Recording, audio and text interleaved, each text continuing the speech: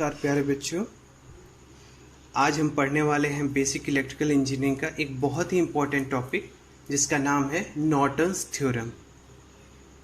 बच्चों, Norton's theorem यह कहता है कि हम किसी भी कॉम्प्लिकेटेड इलेक्ट्रिकल सर्किट को एक ऐसे इक्विवेलेंट सर्किट में कन्वर्ट कर सकते हैं जिसमें केवल एक इक्विवेलेंट करंट सोर्स IN यानी कि नॉर्टन्स करंट तथा उसके पैरेलल में एक इक्विवेलेंट रेजिस्टेंस RN कनेक्टेड हो। दोबारा रिपीट करता हूँ कि नॉर्टन्स थ्योरम यह कहता है कि हम किसी भी कॉम्प्लिकेटेड इलेक्ट्रिकल सर्किट को एक ऐसे इक्विवेलेंट सर्किट में कन्वर्ट कर सकते हैं जिसमें केवल एक इक्विवेलेंट करंट सोर्स IN और उसके पैरेलल में एक इक्विवेलेंट रेजिस्टेंस RN कनेक्टेड हो। अब हम क्या करेंगे, नॉर्टन्स थ्योरम को स्टेप बाय स्टेप कैसे अप्लाई करते हैं ये चीज़ समझेंगे, क्योंकि हमने समझ लिया कि परिभाषा क्या है। अब इसके अकॉर्डिंग हम क्या करेंगे, कैसे इसको अप्लाई करेंगे वो चीज़ समझेंगे। बच्चों, एक सिंपल सर्किट बनाया गया है समझने के लिए एग्जाम्पल के रूप में, जिसमें एक 10 वोल्ट की बैटरी है और 2 ओम के रेजिस्टेंसेस कनेक्टेड हैं और एक 10 ओम का रेजिस्टेंस है जिसके अक्रॉस हमको करंट फाइंड आउट करनी है या लोड करंट फाइंड आउट करनी है। इसको RL नाम दिया गया है। जैसा कि थेवेनिन थ्योरम में आपने पढ़ा था, इसमें भी क्या करेंगे, पहला स्टेप हमारा क्या होगा कि जिस भी ब्रांच में आपको करंट पता करनी है उस ब्रांच को हम सबसे पहले स्टेप में शॉर्ट सर्किट से रिप्लेस करेंगे। तो देखिए, शॉर्ट सर्किट से रिप्लेस करने पर हमारा सर्किट कैसा बनता है। देखिए, 2 ओम 10 वोल्ट, 2 ओम 2 ओम, इसको हमने क्या किया, शॉर्ट सर्किट से रिप्लेस किया।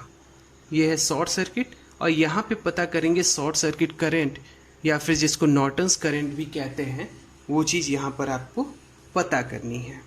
तो हम क्या कर सकते हैं, इसको सिंप्लीफाई करके इस सर्किट को IN की वैल्यू कैलकुलेट कर सकते हैं। देखिए कैसे करेंगे। हम अगर इसको सिंप्लीफाई करें तो हम देखेंगे कि ये 10 वोल्ट की बैटरी है, ये 2 ओम हुआ, 2 ओम, और इसको हम इसके पैरेलल में कनेक्ट करके देख सकते हैं 2 ओम। ठीक है। अब देखिए, ये दोनों आपस में पैरेलल में कनेक्टेड हैं रेजिस्टेंसेस, 2 ओम और 2 ओम। यानी कि जब आप इसको सॉल्व करेंगे 2 ओम और 2 ओम तो वो कितना हो जाएगा, 2 × 2 डिवाइड बाई 2 + 2 यानी कि 1 ओम। यानी ये इसका इक्विवेलेंट कितना होगा, 1 ओम होगा। अब ये देखेंगे कि आप 1 ओम 2 ओम के सीरीज में कनेक्टेड है, तो टोटल कितना रेजिस्टेंस हुआ, 3 ओम। तो इसको जब आप सिंप्लीफाई करेंगे तो हमारा सर्किट कैसा बनेगा, 10 वोल्ट और इसके साथ में क्या लगेगा, 3 ओम का रेजिस्टेंस। तो करंट जो 10 वोल्ट की बैटरी से निकलेगी I, उसकी वैल्यू क्या होगी, 10 by total voltage divide by total resistance, यानी कि 10/3 एम्पियर। तो आप इस सर्किट में देखेंगे तो यहाँ पे कितनी करंट होगी, 10/3 एम्पियर, और वो करंट यहाँ तक पहुँचेगी। यहाँ पे पहुँचने के बाद कुछ करंट यहाँ चली जाएगी और कुछ इस 2 ओम के रेजिस्टेंस में चली जाएगी। यानी कि यहाँ तक पहुँची है हमारी 10/3 एम्पियर। अब कुछ करंट यहाँ जानी है और कुछ इस 2 ओम के रेजिस्टेंस में जानी है। तो हम क्या कर सकते हैं, यहाँ पे करंट डिवीजन रूल लगा सकते हैं। उसके थ्रू हम क्या कर सकते हैं, इस ब्रांच में जो हमारी IN है उसको कैलकुलेट कर सकते हैं। तो देखिए कैसे कैलकुलेट करेंगे। करंट डिवीजन रूल के अकॉर्डिंग अगर मान लीजिए यहाँ पे I करंट है, उसके बाद ये 2 पैरेलल ब्रांचेस में डिवाइड हो रही है, एक की वैल्यू R1 है, एक की R2 है। तो सेकेंड ब्रांच में जो करंट होगी I2, उसकी वैल्यू क्या होगी, R2 के अक्रॉस हमको I2 निकालना है, तो दूसरा रेजिस्टेंस यानी R1 डिवाइड बाई इन दोनों का रेजिस्टेंस का सम R1 + R2 into main current जो कि डिवाइड होनी है यानी कि I। इसी चीज को अप्लाई करेंगे जब हम यहाँ पे, तो हमको क्या पता चलेगा, हमको करंट यहाँ पता करनी है। तो इसके पैरेलल में जो रेजिस्टेंस है 2 डिवाइड बाई इन दोनों का सम 2 + 2 इंटू जो करंट डिवाइड हो रही है यानी कि 10/3। तो कितना होगा, आप इसको सॉल्व करेंगे तो 10/6 एम्पियर आपकी करंट होगी IN। ठीक है, इसको सॉल्व करके आप लोग भी खुद से प्रैक्टिस करिएगा।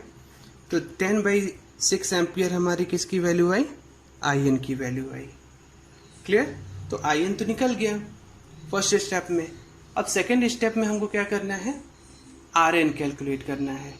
तो RN के लिए हम क्या करेंगे, RN के लिए हमने जो ब्रांच को सॉर्ट किया है सबसे पहले उसको ओपन करेंगे और साथ ही इस पूरे सर्किट में जितने भी सोर्सेज होंगे उसको उनके इंटरनल रेजिस्टेंस से रिप्लेस किया जाएगा। तो यहाँ पे वोल्टेज सोर्स है तो इसको शॉर्ट सर्किट से रिप्लेस किया जाएगा और ये जो हमारा लोड रेजिस्टेंस था इसको ओपन से रिप्लेस करेंगे और उसी के अक्रॉस हम क्या करेंगे, इक्विवेलेंट रेजिस्टेंस कैलकुलेट करेंगे। देखिए सर्किट कैसे बनता है। 2 ओम 2 ओम 2 ओम, इसको ओपन कर रहे हैं। अब यहाँ पे हमको कैलकुलेट करना है RN। क्लियर। तो अब देखिए क्या है, ये 10 वोल्ट को हमने क्या किया, शॉर्ट सर्किट से रिप्लेस कर दिया क्योंकि आइडियल वोल्टेज सोर्स का इंटरनल रेजिस्टेंस 0 होता है।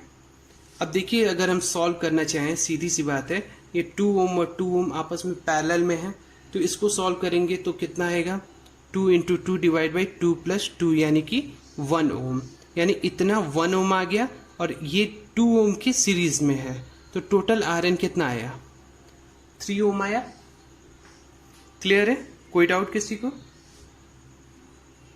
अब देखिए यहां पे हमारा हो गया IN, जैसा कि हमने कहा था इक्विवेलेंट करंट सोर्स, और उसके बाद इसके पैरेलल में जैसा कि नॉर्टन थ्योरम कहता है एक इक्विवेलेंट रेजिस्टेंस लगेगा। ये हमारा हो गया इक्विवेलेंट सर्किट नॉर्टन थ्योरम का। अब जब हमको लोड रेजिस्टेंस में करंट कैलकुलेट करना है तो हम क्या करते हैं, इसको यहाँ पे कनेक्ट कर देते हैं। अब इसी में हमको IL कैलकुलेट करना है। तो अब यहाँ पे भी अगर हम करंट डिवीजन रूल लगाएं तो आपको पता चलेगा कि IL की जो वैल्यू है वो क्या होगी, हमको इस ब्रांच में करंट निकालनी है, इसके सामने जो ब्रांच है यानी RN divide by RN + RL into जो करंट डिवाइड होनी है यानी IN। क्लियर। तो इस फॉर्मूले से हम क्या कर सकते हैं, लोड करंट की वैल्यू कैलकुलेट करते हैं। तो देखिए कैसे कैलकुलेट करने पे क्या वैल्यू आ रही है।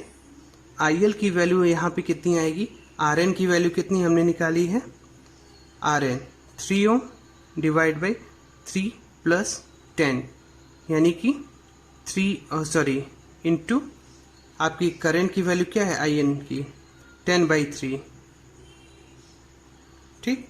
तो सॉल्व करिए कितना आ रहा है, आप देखेंगे 3 3 कैंसिल आउट, तो हमारा कितना आया 10/13 एम्पियर। ये हमारा हो गया आंसर। ठीक है, इसको क्वेश्चन को आप लोग खुद से सॉल्व करके देखिएगा और भी जो आपकी बुक में न्यूमेरिकल्स हो उसको आप करके देख सकते हैं। होप आप लोगों को सारा टॉपिक अच्छे से समझ में आया होगा नॉर्टन थ्योरम का। बच्चों देखिए एक चीज़ एरर हम लोग कर रहे थे, वो क्या है कि IN की वैल्यू 10/6 एम्पियर है, हमने यहाँ 10/3 एम्पियर लिखा है, तो आप इसको करेक्ट करिए। तो 10/6 आप जब इसको करेंगे तो इसकी वैल्यू कितनी आएगी 5/13 एम्पियर। ये सही आंसर है। ठीक है बच्चों, इसको ध्यान से एक बार खुद से सॉल्व करके देख लीजिएगा, तब आपको ये टॉपिक अच्छे से समझ में आएगा। ओके, नमस्कार प्यारे बच्चों, आज हम पढ़ने वाले हैं इलेक्ट्रिकल ड्राइंग का एक बहुत ही इम्पॉर्टेंट टॉपिक जो कि एग्ज़ाम के दृष्टिकोण से भी बहुत इम्पॉर्टेंट है, जिसका नाम है ट्रैफिक लाइट कंट्रोल सर्किट। बच्चों, ट्रैफिक लाइट कंट्रोल सर्किट का प्रयोग नॉर्मली चौराहों पर होता है जहाँ पे भीड़ भाड़ बहुत होती है, बहुत सारी गाड़ियाँ आती जाती हैं, तो उनके क्रम को व्यवस्थित करने के लिए, ताकि आपको ट्रैफिक जाम से जूझना ना पड़े, हम वहाँ पर ट्रैफिक लाइट कंट्रोल सर्किट का प्रयोग करते हैं। नॉर्मली जो यूज़ होता है ट्रैफिक लाइट कंट्रोल सर्किट, उसमें इस तरह की व्यवस्था होती है कि red yellow green, red yellow green, 3 तरह के बल्ब होते हैं, रेड येलो और ग्रीन। वो एक सीक्वेंस में लगातार जलते और बुझते हैं। जैसे पहले रेड बल्ब जला, उसके कुछ समय बाद येलो बल्ब जला, फिर ग्रीन बल्ब जला, फिर रेड जला, फिर येलो जला, फिर ग्रीन जला। ये सीक्वेंस लगातार चलता रहता है। इसमें रेड बल्ब ये शो करता है आपको स्टॉप को, यानी आपको रुकना है, उसके लिए रेड बल्ब जलता है। फिर येलो बल्ब जलता है जो कि ये बताता है कि आपको रेडी होना है चलने के लिए। और फिर ग्रीन जब जलता है यानी आपको चलना है, गो को रिप्रेजेंट करता है। ठीक है, तो हम इसके लिए एक सिंपल डायग्राम बना रखे हैं। इसको वायरिंग डायग्राम कहेंगे या फिर सर्किट डायग्राम कहेंगे। ट्रैफिक लाइट कंट्रोल सर्किट में बेसिकली हम जो रिलेज प्रयोग करते हैं वो टाइम डिले रिलेज होते हैं, क्योंकि ये ऐसे रिलेज हैं जो कि टाइम डिपेंडेंट होते हैं, यानी कुछ समय बाद ऑपरेट होते हैं। ऑपरेट होने का मतलब ये है कि ये ऐसे रिले हैं कि जब एनर्जाइज होना शुरू होते हैं तो उसके कुछ समय बाद उसके कॉन्टैक्ट्स जो उस रिले के थ्रू ऑपरेट हो रहे हैं वो कुछ समय बाद ऑपरेट होंगे। यानी कि अगर मान लीजिए इसमें T1, T2 और T3 3 हमने टाइम डिले रिले लगा रखे हैं, तो इससे जो ऑपरेट होने वाले कॉन्टैक्ट्स हैं वो कुछ समय जिसके लिए ये रिले सेट किया गया है उसी सीक्वेंस में या उतने ड्यूरेशन के बाद ऑपरेट होंगे। इस स्कीमेटिक डायग्राम में हमने 3 टाइम डिले रिले प्रयोग किए हैं। 3 हमारे पास इंडिकेटिंग लैंप्स हैं, रेड, येलो और ग्रीन। ठीक है, एक सिंगल वे स्विच S1 है और ये आपको जो दिख रहा है, सॉरी ये यहाँ पे गलती हो गई है, ये T11 है और ये T12। आप देखेंगे कि टाइम डिले रिले जो T1 है उससे ऑपरेट होने वाले 2 कॉन्टैक्ट्स हैं, एक T11 और एक T12। इसी तरह T2 से ऑपरेट होने वाले 2 कॉन्टैक्ट्स हैं, T21 और T22। और T3 से ऑपरेट होने वाला सिर्फ एक कॉन्टैक्ट है जिसका नाम है T31। क्लियर है? तो आप देखिएगा कि जब S1 को क्लोज करते हैं तो होता क्या है। जब S1 को क्लोज करते हैं तो जो हमारा T31 है वो नेचर में नॉर्मली क्लोज है। तो यहाँ से जब इसको क्लोज करेंगे S1 को, तो यहाँ से सप्लाई यहाँ आई। यहाँ आने के बाद आप देखेंगे कि T1 जो है रिले वो एनर्जाइज होता है और साथ ही यहाँ से ये T11 क्योंकि नॉर्मली क्लोज कॉन्टैक्ट है तो यहाँ से रेड बल्ब जलने लगता है। यानी कि जैसे ही आप स्विच S1 को क्लोज करेंगे रेड बल्ब जलेगा और T1 एनर्जाइज होगा। ठीक है, आप उसके साथ में देखेंगे क्योंकि T12 ओपन है और T22 भी ओपन है। ठीक है, T12 ओपन है और T22 भी ओपन है। तो इसका मतलब ये है कि न T2 एनर्जाइज होगा न ही T3 एनर्जाइज होगा। ठीक है, अब देखिए जब T1 कुछ समय बाद एनर्जाइज हो जाता है तो होता क्या है। जब T11 एनर्जाइज होता है तो T11 जो कि अभी क्लोज कंडीशन में है ये ओपन होता है। ओपन होने का मतलब कि रेड बल्ब जलना बंद हो गया। यानी कि T1 जितने समय के लिए बना होगा या जितने समय टाइम डिले के लिए ये ऑपरेट होने के लिए बना है उतने डिले के बाद वो क्या होता है, ऑपरेट हो जाता है। जैसे ऑपरेट होता है T11 जो हमारा कॉन्टैक्ट है वो ओपन होता है। ओपन होने से रेड बल्ब जलना बंद हो गया। इसी के साथ साथ T1 से कंट्रोल होने वाला एक और कॉन्टैक्ट है T12 जो अभी ओपन कंडीशन में है। तो ये जब ऑपरेट होता है तो ये क्लोज होता है, ये कॉन्टैक्ट क्लोज होगा। जैसे क्लोज होगा आप देखेंगे कि T21 क्योंकि क्लोज है तो येलो बल्ब तुरंत जलने लगेगा और साथ ही इसके क्लोज होने की वजह से T2 जो हमारा टाइम डिले रिले है वो एनर्जाइज होगा। यानी कि अब T2 एनर्जाइज हो रहा है और येलो बल्ब जल रहा है। क्लियर है? अब इसके बाद देखिए क्या होता है।